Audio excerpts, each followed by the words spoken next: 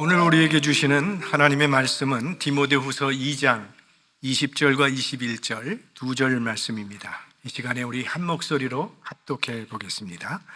큰 집에는 금과 은의 그릇이 있을 뿐 아니요 나무와 질그릇도 있어 귀 쓰는 것도 있고 천이 쓰는 것도 있나니 그러므로 누구든지 이런 것에서 자기를 깨끗하게 하면 귀 쓰는 그릇이 되어 거룩하고 주인의 쓰심에 합당하며 모든 선한 일에 예비함이 되리라. 아멘. 유럽에 있는 어느 가정에 10년 넘게 우산꽂이로 사용하던 항아리가 있었습니다.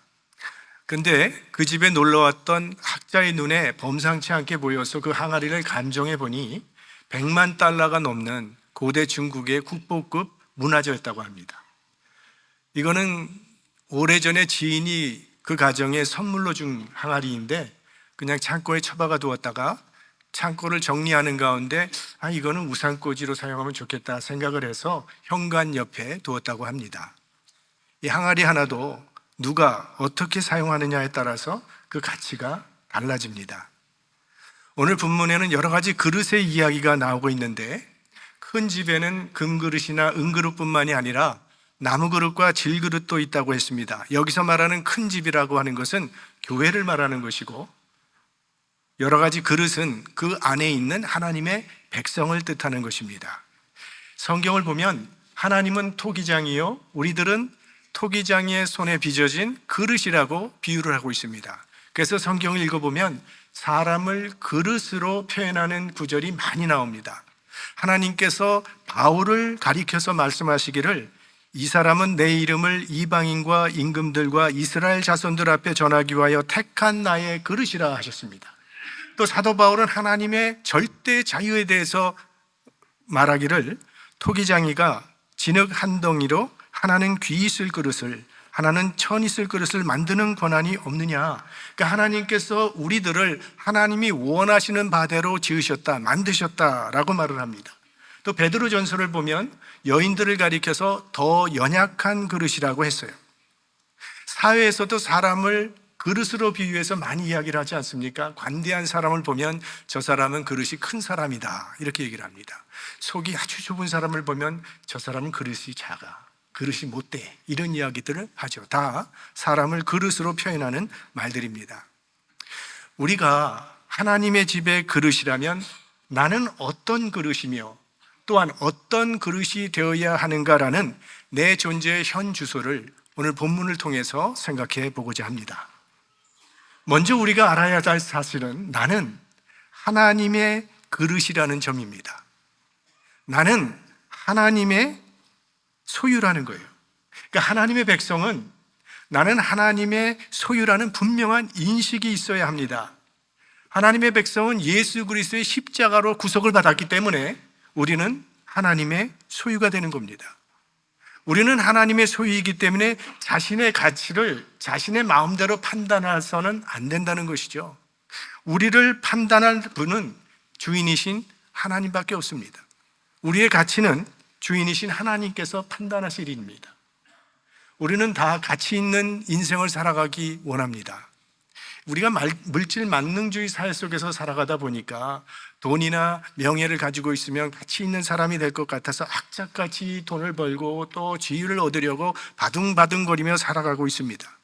또 좋은 스펙을 쌓기 위해서 많은 공을 들이고 있고 어떤 경우는 외모까지 뜯어고치는 경우가 있습니다. 이렇게 치열한 경쟁 사회 속에서 살아남기 위해서 끊임없이 주변에 있는 사람들과 나를 비교해 가면서 나는 왜 이것밖에 되지 않을까? 나는 왜 이 모양일까? 스스로를 자책하면서 그러다 보니 자존감이 바닥을 치게 됩니다.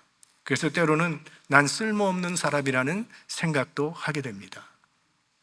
하지만 내가 쓸모없는 사람이라면 예수님께서 무엇 때문에 나같이 쓸모없는 사람을 위해서 십자가에서 그리 고통을 받으시면서 죽으셔야 했겠습니까? 우리는 예수 그리스도의 핏값을 지불하고 산 하나님의 소유이기 때문에 나는 쓸모없고 가치 없는 사람이라고 폄하해서는 안 된다는 것입니다. 탕자의 이야기가 바로 그 점을 잘 보여주고 있습니다. 이 둘째 아들이 아버지의 유산을 가지고 나가서 허랑방탕하면서 그 재산을 다 탕진해서 거지꼴이 되어서 돌아올 때 그의 마음에 들었던 생각은 나는 이제부터는 아들이 아니라 품꾼이다 라는 생각을 가지고 돌아왔어요. 그게 자신을 바라보는 자기의 가치가 그 사람에게는 그렇게 보였다는 것입니다. 그러나 아버지의 눈에는 그는 여전히 사랑하는 아들이었습니다.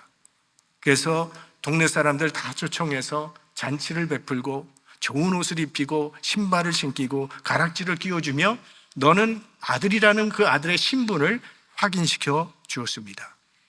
그가 아들의 신분을 회복할 수 있었던 이유는 그가 무슨 자격 조건을 갖추었기 때문이 아니죠. 오직 아버지가 그를 아들로 인정해 주고 아들로 받아들였기 때문입니다. 그 탕자가 바로 우리입니다. 오늘도 우리는 자격 미달의 모습으로 하나님 앞에 나왔지만 하나님은 여전히 너는 내 아들이라, 너는 내 딸이라 우리를 그대로 영접해 주시는 것입니다. 우리는 하나님의 소유라는 확신을 가지고 살아가야 합니다. 우리 지난 수요 집회 때 김일권 선교사님이 이 소유라고 하는 단어에 대해서 설명을 했죠. 히브리어로는 세굴라라고 하는 그 단어인데 이거는 평범한 소유를 이야기하는 것이 아니라 아주 소중한 소유, 매우 값진 소유물을 가리킨다고 했어요. 그러니까 보석이라고 하면 보석 중에 다이아몬드 같은 것이 이 소유, 세굴라라고 하는 단어라고 말씀을 드렸습니다. 한국에는 100년 혹은 200년 이상 된 오래된 집들이 있습니다. 근데 그런 집에는 오래된 물건들이 많이 있죠. 그런 물건들은 딱 버렸으면 좋을 것 같지만 그런 물건이 있는 집은 지금은 큰 부자가 되는 겁니다. 골동품 값이 하도 올라서 지금은 사람 눈을 속이려고 곰팡이를 심어서 팔기까지 한답니다.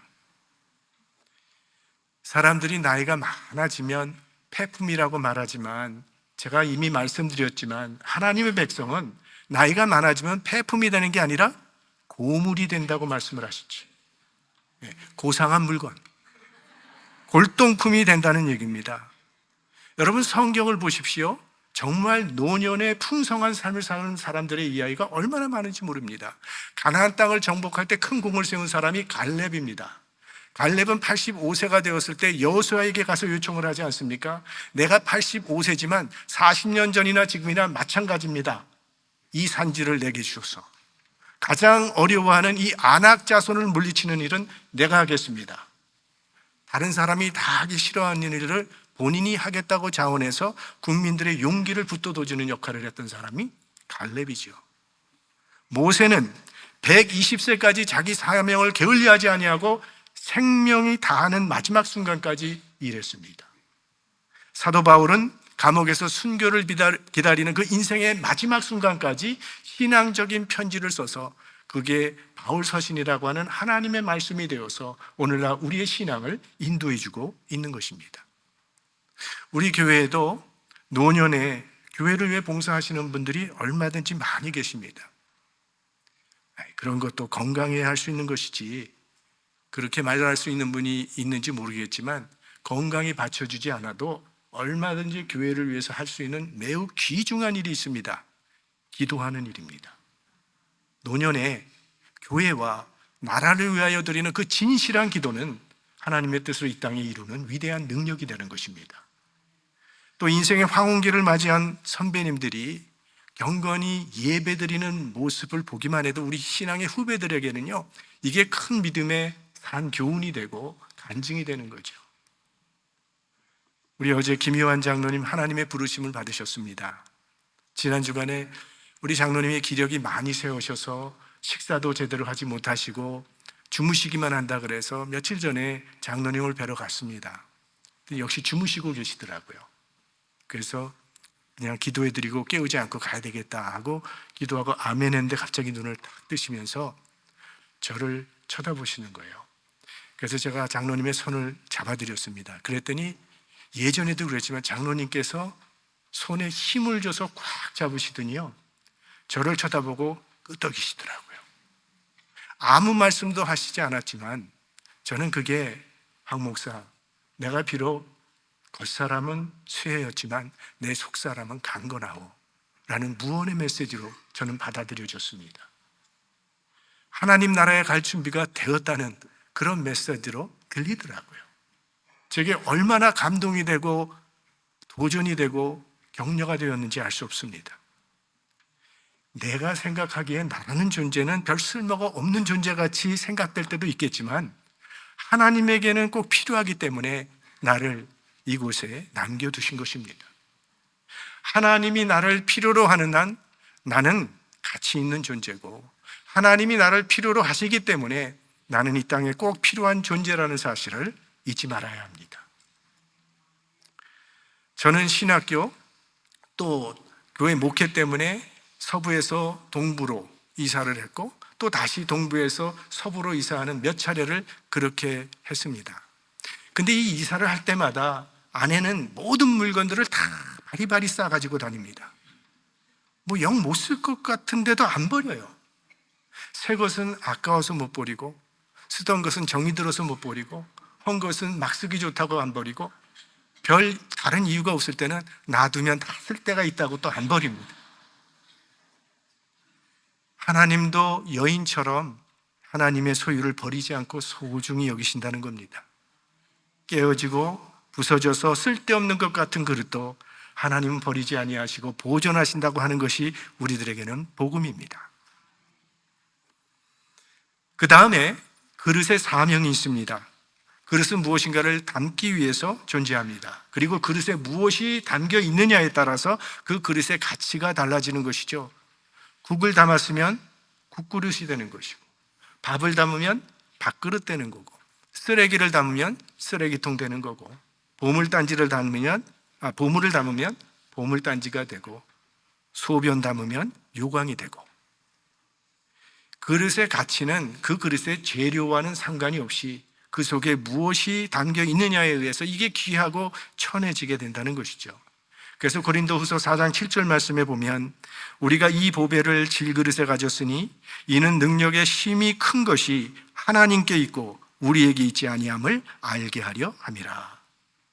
성경은 우리를 질그릇이라고 말하고 있는데 우리는 질그릇이 맞습니다. 왜? 하나님께서 인간을 흙으로 지으셨다고 했어요.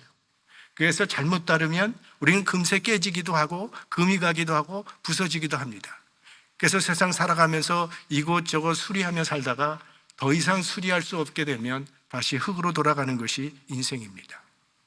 그런데 그런 질그릇 속에 보배가 담겼다 이렇게 얘기하고 있습니다.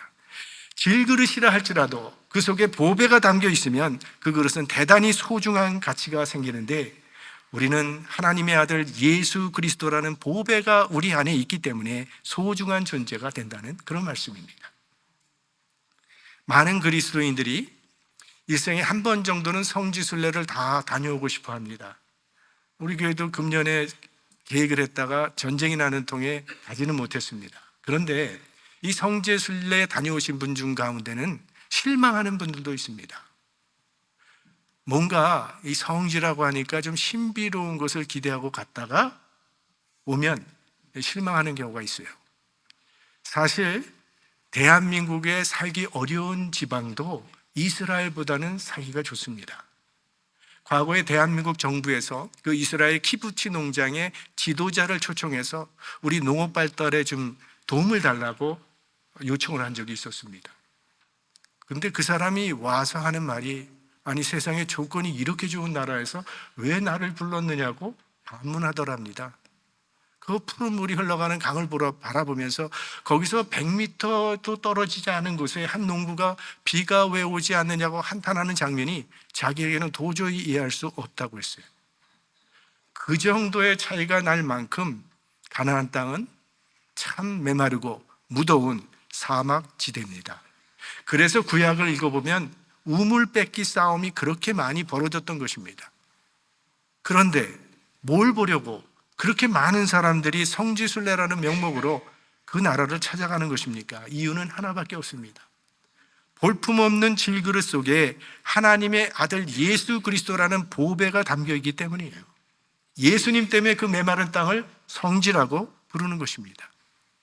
아마 이스라엘 다녀오신 분들 가운데는 기념품을 가지고 오시는 분들이 많은데 이스라엘에서는 흙도 팝니다. 이게 거룩한 땅이라고 유리병에 흙을 넣어서 파는데 잘 팔려요. 가장 많이 팔리는 것은 요단강 물을 병에 넣고 팔면 그게 제일 잘 팔립니다. 특히 목사님들 이거 다 사옵니다. 세례할 때 쓰려고. 어떤 목사님은요, 요단강 물 한 병 사와가지고 세례할 때마다 조금씩 이렇게 다 썼어요. 아니, 봉이 김선달이 대동강 물을 팔아먹었다는 소설이 있지만 이 세상에서 강물을 떠서 현지에서 돈 받고 다 팔아먹는 나라는 세상에서 이스라엘밖에 없을 것입니다. 그 나라의 요단강 물이 알프스에서 내려오는 깨끗한 마실 수 있는 물도 아니거든요. 그건 마실 수 없는 더러운 강물입니다. 그런데 그 질그릇 같은 강물이 무엇 때문에 이 세상에서 제일 비싼 강물이 되었습니까? 예수님이 그곳에서 세례를 받으셨다는 이유 하나 때문이에요. 그릇은 형편없지만 하늘의 보화가 담긴 곳이기 때문입니다. 우리는 질그릇같이 깨지기 쉬운 존재이지만 예수 그리스도라는 복에 예수 그리스도의 생명이 담겨졌기 때문에 온 천하보다 귀한 존재가 된 것입니다. 그러므로 이 보화를 잘 간직하셔야 합니다. 이 보화를 잘 간직해야 우리 인생은 가치가 있고 빛이 나는 것이죠. 이 보화를 버려버리면 우리는 세상에서 밟힐 수밖에 없는 존재로 전락될 수밖에 없다는 사실을 기억해야 합니다. 본문에는 4가지 종류의 그릇이 나오고 있습니다. 금그릇, 은그릇, 나무그릇, 질그릇, 그것만 있겠습니까? 유리그릇도 플라스틱 그릇도 동그릇도 녹그릇도 여러 가지 그릇이 있죠. 사람도 천태만상이 아닙니까? 백인종, 흑인종, 황인종, 배운 사람, 못 배운 사람, 문명이 발달한 곳에서 사는 민족, 벌거벗고 다니는 미개한 민족, 지적 능력도 다 다르죠. 잘 사는 사람, 못 사는 사람, 나이 많은 사람, 젊은 사람, 그야말로 세상에는 가지각색의 그릇들이 있습니다. 자, 그렇다면 우리는 어떤 그릇이 되어야 하겠습니까? 지금은 대한민국이 많이 달라졌지만 제가 어릴 때만 해도 어린아이들에게 장래 희망을 물으면 희망은 딱 하나예요. 대통령 되는 게 장래 희망이었습니다. 그러니까 어릴 때부터 높은 것만 바라보고 있었어요. 금 같은 인생만 바라보고 자랐다는 거죠. 도대체 이런 인생관을 누가 우리에게 가르쳐 준 것입니까? 부모님들의 허영심이죠. 왜 그렇게 됐습니까? 사회가 그러니까 정말 필요한 거는 생각지도 아니하고 그저 높은 것만 생각하기 때문이죠. 성경은 우리에게 금그릇이 되라고 말하지 않습니다. 금그릇이 가장 귀하게 쓰임받는다고 하지도 않았습니다. 오늘 성경이 우리에게 가르치는 것은 좋은 그릇이란 주인의 손에 자주 쓰여지는 그릇이라고 말하고 있습니다. 가끔 신방을 다니다 보면 어느 가정에는 정말 금으로 된 비싼 찻잔을 가지고 있는 분들이 있습니다. 그런데 그걸로 차를 내려오지는 않아요. 다른 잔을 주지 금잔으로 차를 대접하지는 않습니다. 금잔은요, 진열장에 모셔두고 바라만 봅니다. 여러분 가정에 혹시 귀한 금그릇 가지고 계신 분 계십니까? 1년에 몇 번이나 그 그릇을 사용하십니까? 아마 평생 한 번도 사용하지 않는 그런 그릇도 있을 것입니다. 주인의 손에 자주 쓰여지는 그릇이 좋은 그릇이지 귀하다고 한쪽에 모셔놓고 늘 바라만 보는 그릇이 진정 그렇게 필요한 그릇이겠습니까? 주인이 자주 사용하는 그릇, 주인이 애용하는 그릇이 좋은 그릇이죠. 간혹 우리 가운데는 큰 은사를 갖고 계신 분들이 있습니다. 사람들도 칭찬을 하고 자기도 대단히 그 은사로 말미암아 자랑스러워하는데, 그런데 그거 가지고 교회 봉사는 한 번도 하지 않는 사람이 있어요. 은사는 사용하지 않으면 있으나 망합니다. 인생의 마지막 시간을 만나게 된 성도들이 가장 많이 갖게 되는 감정이 후회라고 합니다. 이제는 꼼짝없이 하나님 앞에 가야 되니까 마음이 급해진 거죠. 이제부터는 다른 건 하나도 소용이 없습니다. 그저 하나님과 나를 생각하게 됩니다. 나름대로 주어진 인생을 바람직하게 열심히 일한 사람들은 평안할 겁니다. 늘 하나님과 동행하며 살아왔던 사람들은 평안합니다. 근데 많은 사람들이 내게 시간이 1년만 더 주어진다면 내가 지금 하나님의 일을 좀 더 하다가 갔으면 좋겠다고 하는 분들이 얼마나 많은지 모릅니다. 그렇다면 우리가 그 생각을 받아들여서 지금 이 2024년이 그 해라고 생각하고 주님의 일에 더욱 힘쓰실 수 있기를 바랍니다. 주님께 쓰임받는 것도요, 아무 때나 쓰임받는 게 아니에요. 기회가 있습니다. 찬송가도 있지 않습니까? 어두운 밤 시대리니 내 직분 지켜서 찬 이슬 맺힐 때에 즉시 일어나 해 돋는 아침부터 힘써서 일하라. 일할 수 없는 밤이 속이 오리라. 찬송 있잖아요. 한국은 50대 사람들이 위기라고 합니다. 왜? 직장에서 물러나서 더 이상 할 일이 없기 때문입니다. 그런 때가 오면 사람들이 많이 후회를 한다는 거예요. 내가 옛날에 직장 생활할 때 사무실에서 짜증 부리고 퇴근할 시간만 기다리면서 월급 타령만 했는데 그때가 얼마나 행복한 시절이었는가를 탄식하게 된다는 것입니다. 일할 수 있다는 것 감사해야 합니다.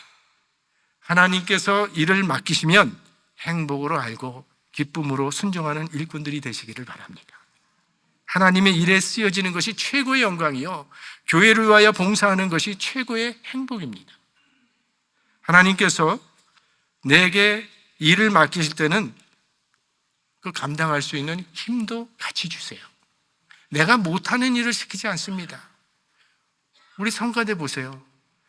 다 목소리가 좋고 노래 잘할까요?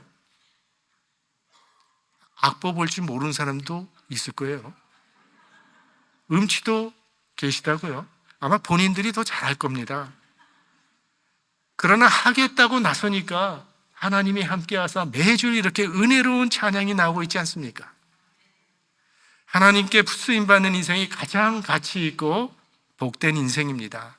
하나님께서 내게 건강을 주셨다면 어디선가 봉사하라고 하는 하나님의 뜻이고, 하나님께서 내게 시간을 주셨다면 무엇인가 할 일이 있다는 하나님의 뜻이고, 하나님께서 내게 물질을 주셨다면 어디인가 선한 일에 사용하라는 하나님의 뜻입니다. 내가 젊었다면 하나님의 역사를 위해 더욱 열심히 헌신하라는 뜻이고, 나이가 많았다면 육체의 남은 때를 더욱 주를 위해 살라는 하나님의 뜻일 것입니다. 오늘 성경이 말하고자 하는 것은 금그릇이나 은그릇이나 또 나무그릇이냐 질그릇이냐 하는 문제가 아니에요. 그거는 토기장이이신 하나님께서 정하시는 것입니다. 접시에는 물을 담을 수가 없잖아요.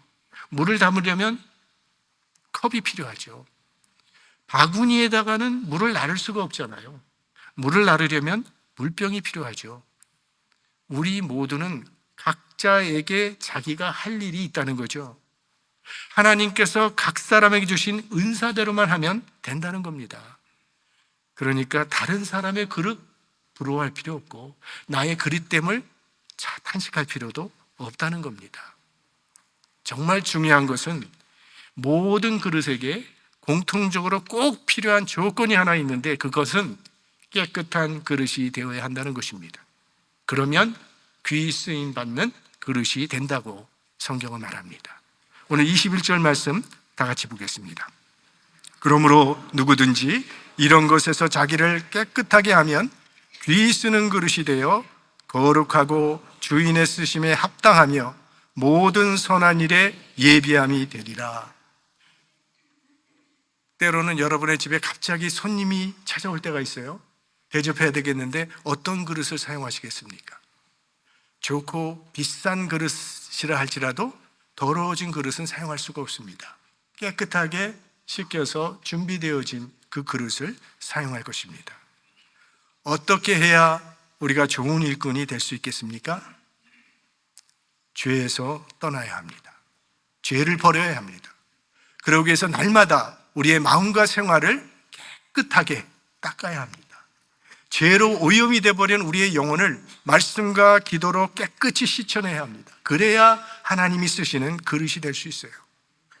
우리 몸은 하나님께서 거하시는 성전이라고 했습니다. 혹시 하나님이 거하시는 이 성전 안에 담아서는 안 될 것을 우리 마음에 담고 있지는 않습니까?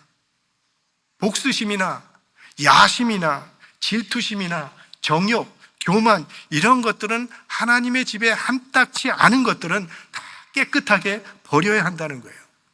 몸과 마음이 또 우리의 생활이 깨끗하게 준비되어 있어야 하나님의 손에 들려 쓰여지는 귀한 그릇이 될 수 있는 것입니다.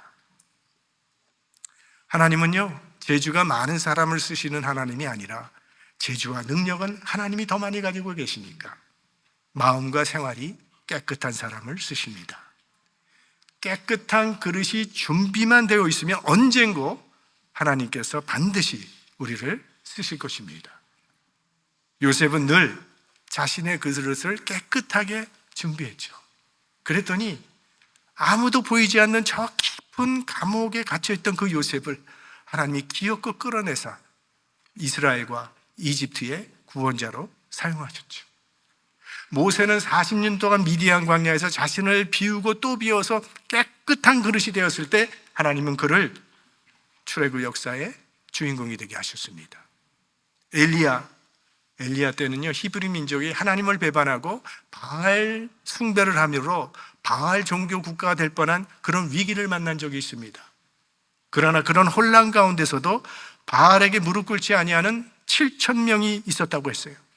그 깨끗한 7,000명을 하나님께서는 그들과 함께 이스라엘의 야훼 종교를 회복시키는 데 사용하셨습니다. 그러므로 누구든지 이런 것에서 자기를 깨끗하게 하면 귀 쓰는 그릇이 되어 거룩하고 주인의 쓰심에 합당하며 모든 선한 일에 예비함이 되리라. 그동안 여러 모양으로 주님의 몸된 교회를 섬겨오신 성도님들께 우리 하나님의 은혜가 함께 하시길 바라며 우리 모두 하나님 앞에 귀 쓰임 받는 복된 인생 되시기를 주님의 이름으로 축원합니다.